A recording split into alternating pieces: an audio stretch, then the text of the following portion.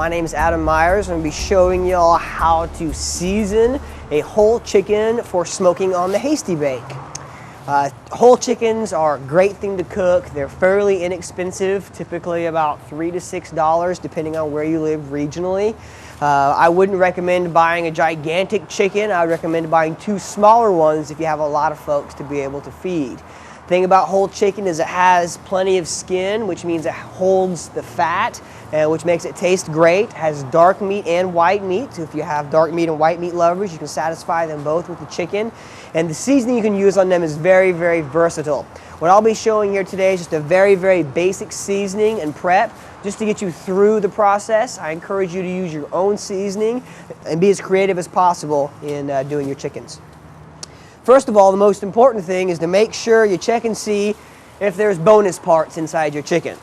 Most chickens that are packed will have the neck, gizzard, liver, heart, all kinds of fun stuff in there. Not fun to find when you're done cooking your chicken. So make sure you get that stuff out of there from the get-go. Also, usually there's a big piece of fat here towards the end. I usually take my knife and cut that off. Not so much because it's going to hurt anything. It's because it tends to get in your way whenever you're trying to get into the inside part of the chicken. Now, the thing that most folks do when they cook a chicken or anything with skin on it is they season on the outside. When you season on the outside of the skin, the seasoning only stays on the outside of the skin. It never has the opportunity to penetrate the meat and actually go deeper than just on the outside. So to season underneath the skin, what it will do, start right here at the back of the breast and lightly lift it up, slide your fingers underneath, and begin to make some actual space in there. Be gentle. If you rip the chicken skin, it's not the end of the world, but it doesn't look nearly as pretty if you can get by without it. I pull the drumstick up, make sure and clear out the skin around the drumstick, once again everyone's favorite part, and then go all the way up to the breast, clear it out, go to the next side. And all I'm trying to do is gently pull the skin away from the meat so that I can get my hand in there to really be able to put some seasoning in between the skin and the meat. Seasoning in between there not only seasons the meat, but the skin helps hold the seasoning against the meat, making sure you get good flavor penetration all the way through. Now you can do the same thing to the back side of the chicken.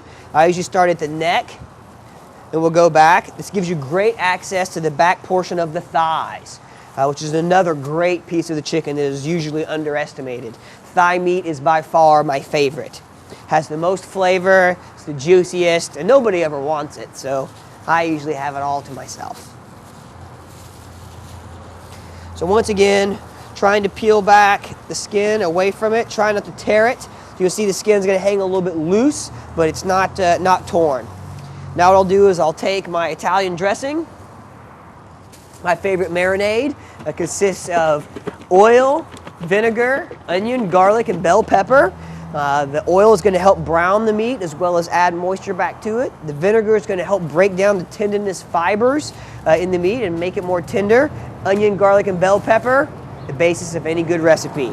So what I'll do is I'll pull the skin up, just give it a little squirt in there. Rub it around. Same thing with the other side. A little squirt, rub it around.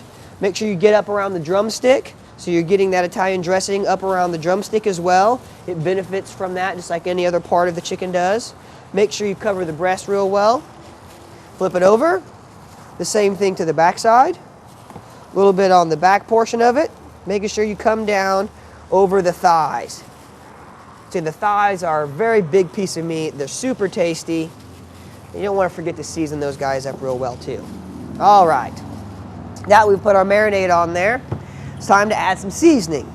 This is where you have the opportunity to be creative. You can use a barbecue rub or seasoning. You can use an herbal rub or seasoning. You can use just plain old salt and pepper. You can use a lot of different things. What I'm going to use is the Hasty-Bake Gourmet Greek seasoning.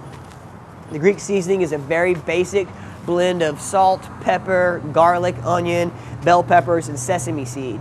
One of my favorite things to put on a chicken breast.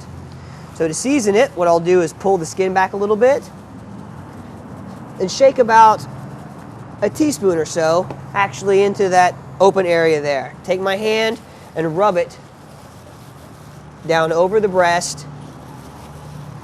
Do the same thing with the drumstick. Go to the other side. Do the same thing. Rubbing the seasoning over the breast and, of course, over the drumstick. And it's perfectly fine to put a little seasoning on the outside. That'll make the skin taste good if you like to eat the skin. I also want to make sure and put some seasoning inside the bird. Now, inside also leads us to yet another thing that you can do. Chicken benefits very well from having something put inside the cavity. You can put apples, you can put oranges. My favorite thing to put in there is actually onions. Quarter up an onion, stick a couple of quarters in there. That onion will be so tasty whenever the chicken's done because it's had all of the juices from the chicken and seasoning, and the chicken has absorbed the onion flavor. Don't forget the backside. Put a nice teaspoon or so into that cavity there. Rub it around, making sure you get down over the thighs.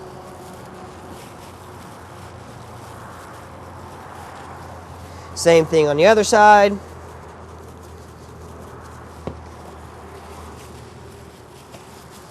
So now we've got some seasoning not only on the outside of our chicken, but actually underneath the skin, which is going to give it much, much more flavor. Experiment, do whatever it is you feel best. If you want to stuff something inside of the cavity, you certainly can. I recommend onions or garlic or both. So we're going to go ahead and cook up this Hasty-Bake chicken. It'll take about an hour and a half to 2.5 hours, depending on how you cook it. What I typically will do to cook a whole bird is I'll cook it in parallel with something else that I'm doing, whether I'm doing a brisket or ribs, and just plan on cooking it at about 225. At about 225, it's going to take about 2 to 2.5 hours to cook all the way through. You can use a meat thermometer, and whenever the meat thermometer reads about 170 or 175 in the thickest part of the breast, then it's done. If you're cooking chicken by itself, usually I'll cook it a little bit hotter. I'll bring an indirect fire temperature up to about 300 degrees, and at 300 degrees it typically takes just over an hour to about an hour and 45, depending on how big the bird is and what temperature you're running at. If in fact you don't have a meat thermometer and need to know if your chicken is done, an old school rule of thumb is to grab a hold of the little part of the wing here, and if you can just pull it right off, there's a good chance it's done all the way through. So I'm going to cook this guy, and we'll show him here in just a little bit.